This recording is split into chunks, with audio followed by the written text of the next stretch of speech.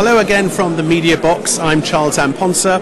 You join us again at the Congress of Local and Regional Authorities of the Council of Europe on a very special day indeed. It is the first summit of Roma mayors held here in Strasbourg, the European city at the centre, the heart of Europe. The theme of today's summit is mutual trust, building mutual trust at the grassroots level. Now we have a huge range of officials here from all across Europe.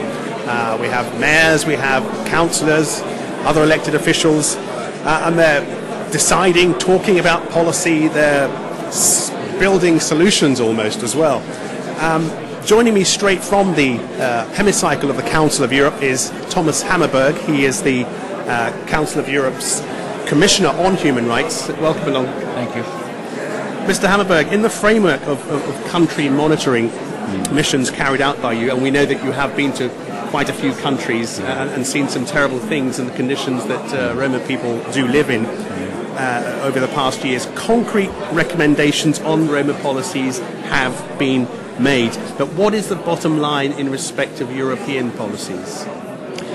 That basically the problem remains that much too little has been done in order to secure that also the Roma population, the largest minority in Europe in fact, have the same rights as all other Europeans, and they don't. If you look at statistics, they are behind on all social indicators. Just take one example. The expected life length of a Roma today is 10 years shorter than for the average population in Europe, and that of course has a reason.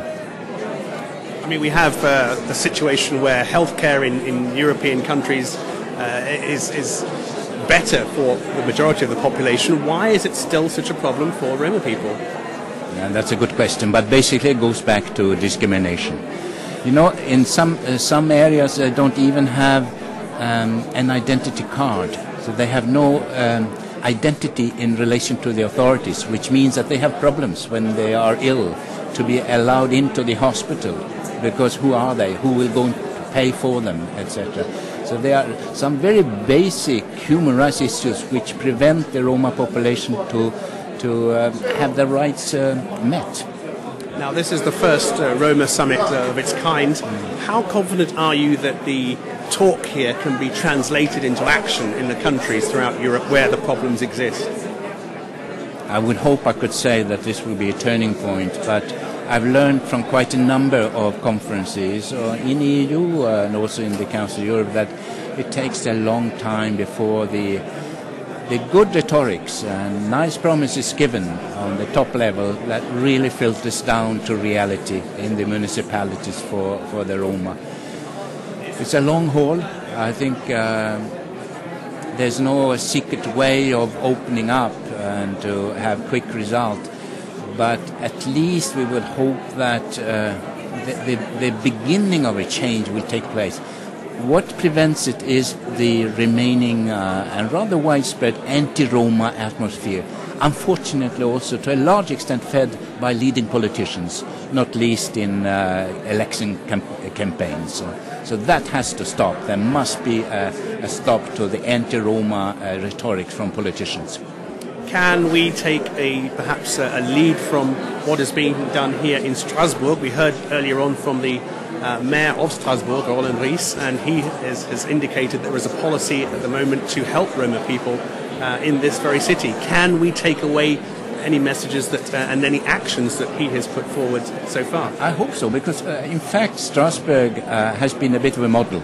And when I have met problems of Roma around Strasbourg, we've gone to the mayor's office and we have resolved the problems basically related to housing. So they have had a positive attitude, and they have been rewarded also from the Roma themselves. They feel loyal to the society because they have been decently treated. So I hope the spirit of the city of Strasbourg can spread, not least throughout the rest of France. Now we know that inclusion needs a climate of openness and mutual trust and understanding.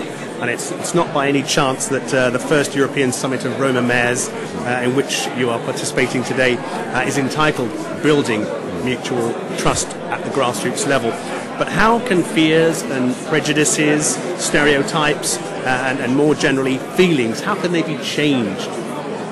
I think it will take some time now because the prejudices are so deep, and I think we have to look at what is said about this minority in the schools. I think there should be much more emphasis on the history of this minority as well in the schools, and the terrible experiences the Roma population have had, not only during the Nazi period in Europe in the 30s and 40s, but even before that, when they were enslaved, they were killed, they were discriminated in different ways. And of course, in a small minority group like this one, it hurts, and it continues to hurt. So when now we have signs of hate speech, hate crimes against the Roma, they are reminded about their history and how they're treated before, which means that they isolate themselves, and that tends to feed prejudices from the outside. So in a vicious circle here, which has to be broken up, and the initiative must come from those in power. So apart from the psychological side of Roma inclusion, also the pecuniary, the money side of things has to be addressed as well. Education, housing, healthcare, employment programs, they need financial resources, and at the moment the major obstacles to those actions happening, we have a financial crisis on our hands. Can you comment on this at all? Now, it's clear that the economic crisis has increased the